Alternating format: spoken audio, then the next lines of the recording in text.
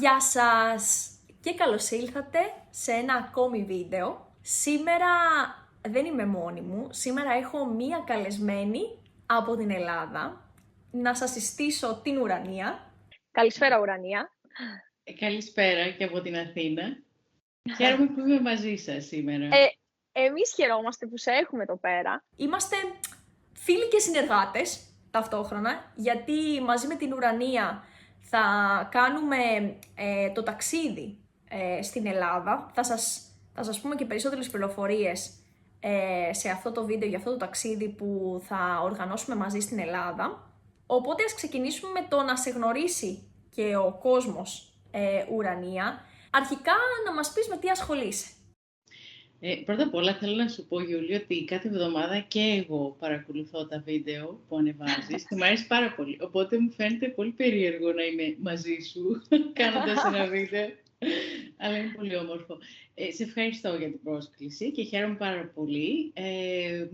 Μ' αρέσει πάρα πολύ και ενθουσιάζομαι κάθε φορά που βλέπω ένα καινούργιο σου βίντεο, γιατί έχεις ένα μοναδικό χάρισμα που νομίζω συμφωνούν και οι μαθητές σου, να τα λες με πολύ όμορφο και κατανοητό τρόπο. Αλλά ας αρχίσουμε από την αρχή. Με ρώτησες με τι ασχολούμαι. Έχω ένα γραφείο τουρισμού στην Αθήνα που διοργανώνω εκδρομές κυρίως εινοτουρισμού με κρασί. Αλλά το κρασί ποτέ δεν πάει μόνο του. Είναι με το φαγητό. Και με το φαγητό και το κρασί θέλεις και να μάθεις και την κουλτούρα. Θες να δεις και αξιοθέατα. Η Ελλάδα είναι γεμάτη από πολιτισμό, ιστορία. Δεν μπορείς αυτά να μην τα συμπεριλάβεις σε ένα ταξίδι. Οπότε με αρχή το κρασί μαθαίνεις την Ελλάδα.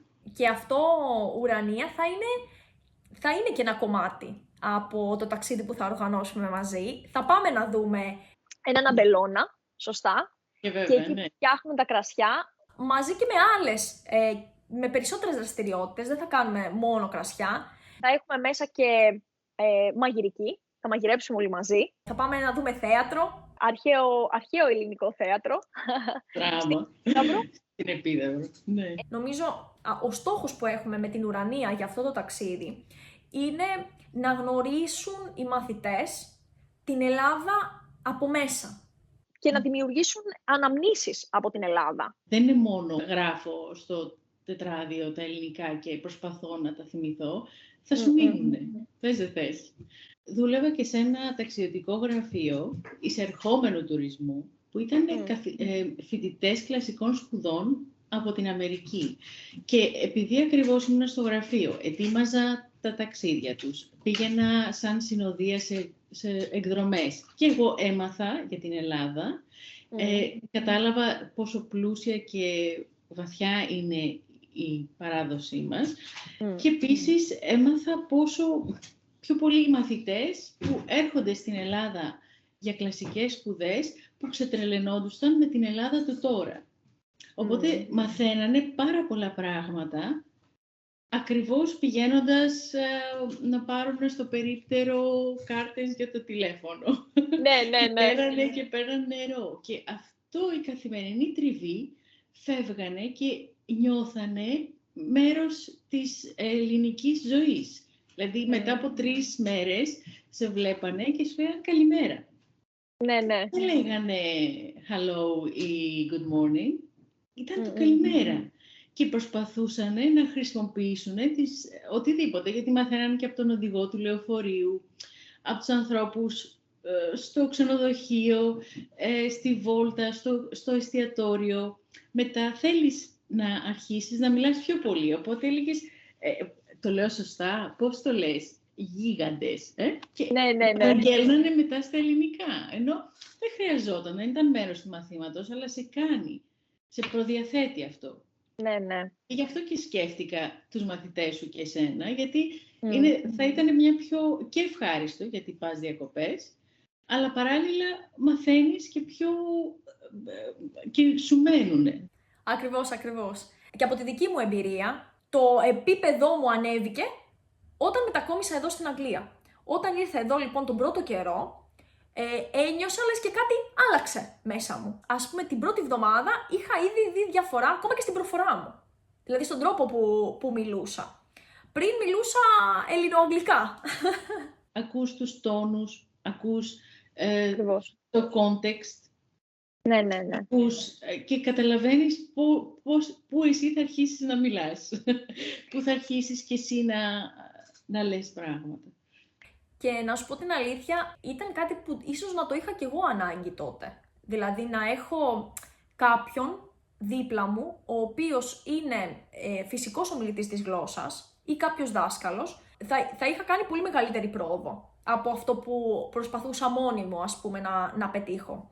Μέσα σε ένα, ας πούμε, προστατευμένο περιβάλλον, μπορείς να εκφραστείς κι εσύ, να κάνεις λάθη, να μάθεις καινούριες, τελείως πράγματα που ίσως να μην τα έχεις ξανακούσει, ξαναδεί, γιατί αυτά συνήθως δεν τα γράφουν στα βιβλία. Είναι μια μοναδική εμπειρία. Και γνωρίζεις και τους συνταξιδιώτες σου, που είναι και αυτοί στην ίδια διαδικασία με σένα να μάθουν τα ελληνικά. Μπράβο. Και μοιράζεσαι ίσως κοινές ανησυχίες, ανταλλάσσεις μεθόδους, πώς να θυμάσαι λέξεις και ακόμα και αυτή η διάδραση, ακόμα και στο φαγητό να μιλήσεις, να πεις πώς άρχισες, σε φέρνει πιο κοντά, σε κάνει να αισθάνεσαι ότι ανήκεις σε ένα σύνολο, που είναι πολύ σημαντικό και αυτό.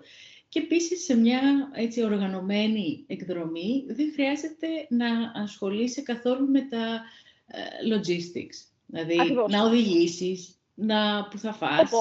Εμένα το μεγαλύτερο μου άγχος αυτό. Ναι, και είσαι λίγο πιο συγκεντρωμένος στο να περάσεις όμορφα.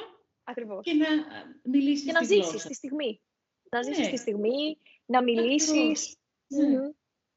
Ναι. Εμένα μου αρέσει πάρα πολύ αυτό η ξενιασιά, που δεν χρειάζεται να είναι 5 η ώρα, πρέπει να φύγω. Κάποιος άλλος θα το σκέφτεται για σένα. Ναι. Θα σου πει είναι 5, φεύγουμε. Και είναι ωραία. Εμένα μου αρέσει αυτή η διαδικασία να την κάνω, να είμαι η tour leader. Και μου αρέσει να οργανώνω τη μέρα από την αρχή και όλα αυτά. Οπότε μετά από λίγο, μετά από 1-2 μέρες, γίνεται όλοι οι ταξιδιώτες γίνονται μια παρέα. Ναι, είναι ωραίο. Γιατί μετά μοιράζεσαι και θα έχεις αυτή τη μοναδική εμπειρία που θα την έχετε 10 άτομα, 20 άτομα. Και αυτό σας δένει.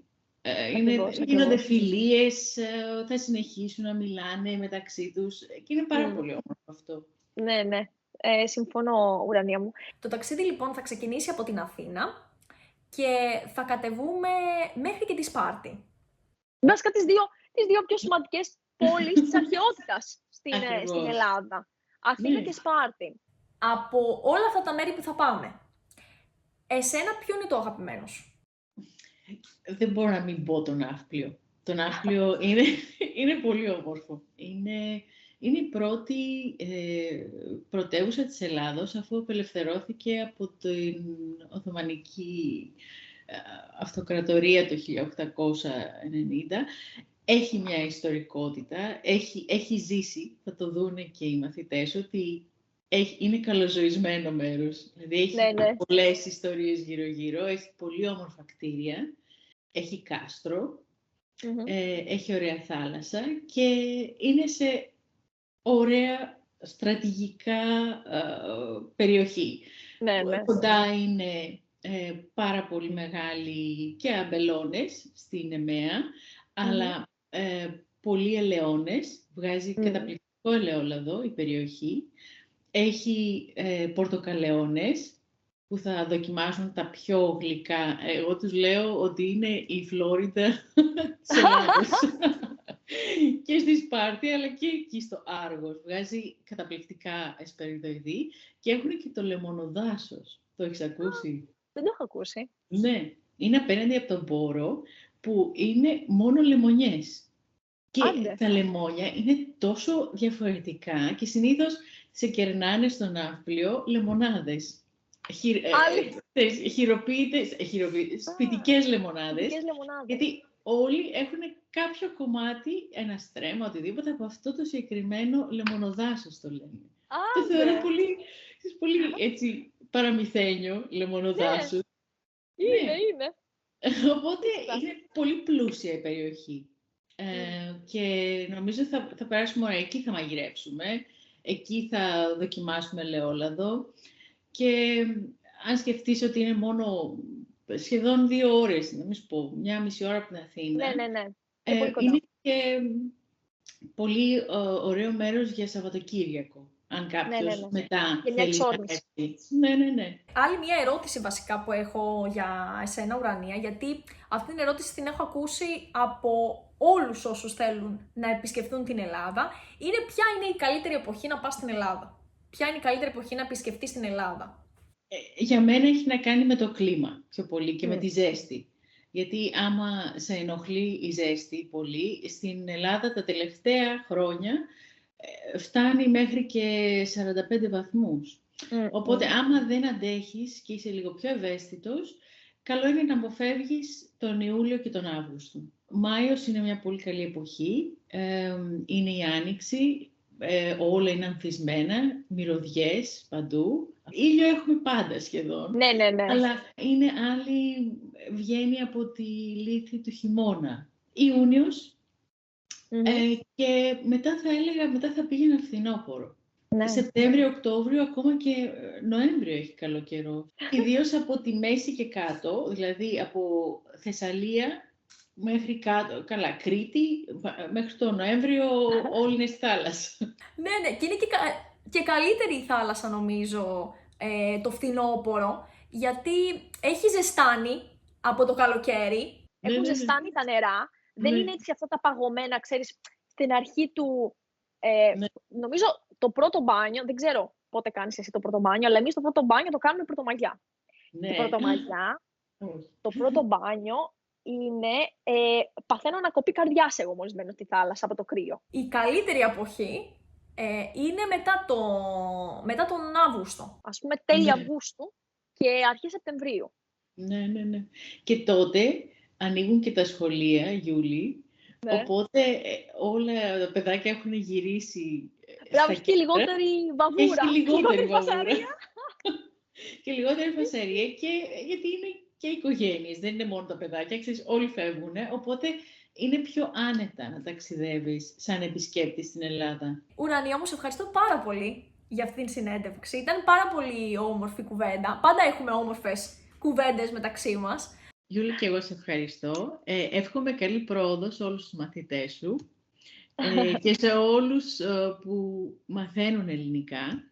Για μας τους Έλληνες είναι πιο εύκολο ίσως. Καταλαβαίνουμε ότι είναι μια δύσκολη γλώσσα, αλλά απ' την άλλη τους θαυμάζουμε που κρατάνε τη γλώσσα μας ζωντανή. Εάν θέλετε να πάρετε μέρος σε αυτό το ταξίδι που οργανώνουμε εγώ και η Ουρανία, δεν έχετε παρά να πατήσετε το link στο κουτί της περιγραφής και θα λάβετε στο email σας όλες τις απαραίτητες πληροφορίες για το πότε θα πάμε, πού θα πάμε και τι δραστηριότητες περιλαμβάνει το ταξίδι. Λοιπόν, φιλιά πολλά και